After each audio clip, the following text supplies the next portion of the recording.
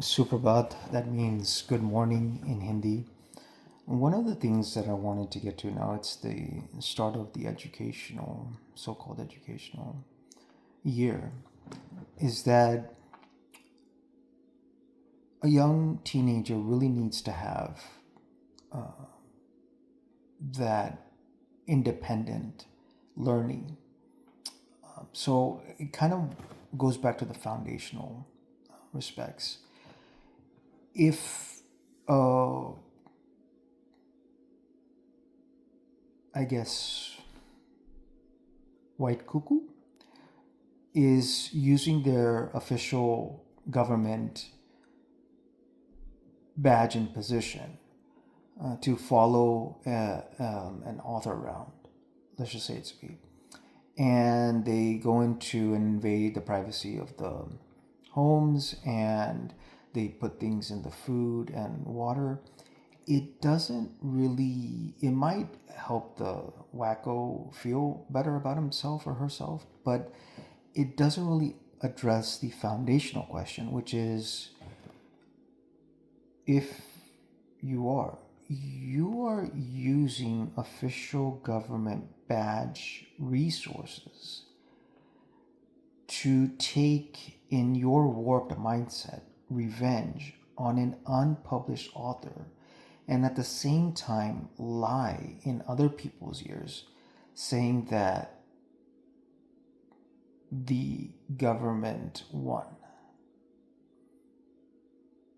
No, actually, there are extremists in the government that are complete a-holes that are getting in their a-hole because after the September 2001 attacks, there were published maps of China showing Tibet and Xinjiang Autonomous Region as separate territories from China. There are white government a-hole badges that are getting in their a-hole because in the 1990s there were military submarine disasters in very powerful nations. A person in Missouri might hear thousands of lies and say, oh, this author is nothing. They might not even consider the fact that why is the government following an unpublished author around since 2004 and at the same time in the other poll of that saying that he didn't win? So there's a lot of mental illness here. The thing is that so there are certain elite, rich, white is right individuals in America that cannot compete honorably. They need to force themselves in females' ears and coerce them to listen to them, and at the same time has to win. So they cannot compete, and they has to win. It's a mental illness. Another is this disparaging talk and disrespectful talk about winners in competition and insulting them. Like, the world doesn't care about certain individuals and their associates who are disrespectfully talking about Olympic winners.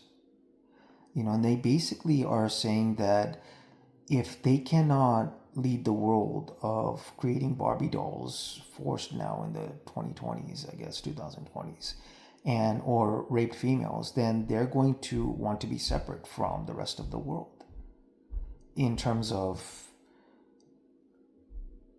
choosing narratives and forcefully telling storylines. So that is another mental illness. Another mental illness is that they simply cannot hear the word no from an independent woman. That's why they rape. They are obsessed when an individual says, get the hell out of my life and my loved ones' lives. We don't necessarily need you. We're not the arrogant, delusional thief who ate Iraqi food and then, You know, you didn't go to India and write 2 books and change the world. Okay, it's actually, we don't have to treat you as an equal. We don't give a fuck about your government badge. Okay, we don't necessarily need you. We are welcomed in Russia. We are welcomed in India.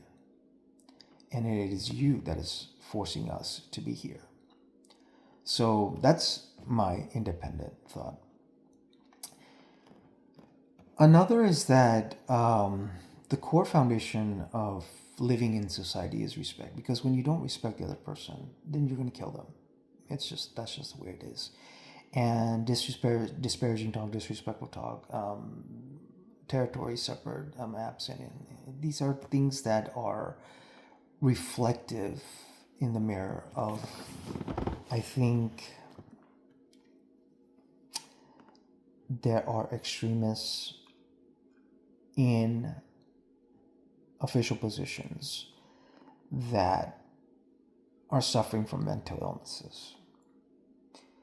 And that's why the world doesn't necessarily give them the complete respect that they demand and that they impose their will on other people.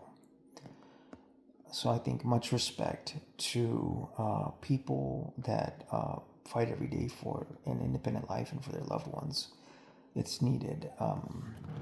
And I think another thing is that if they're so obsessed, then why do they think that they're God? You know, they rape and they think they're God. They're rich and half of it is stolen. Like, there are so many wrong mental illnesses they have.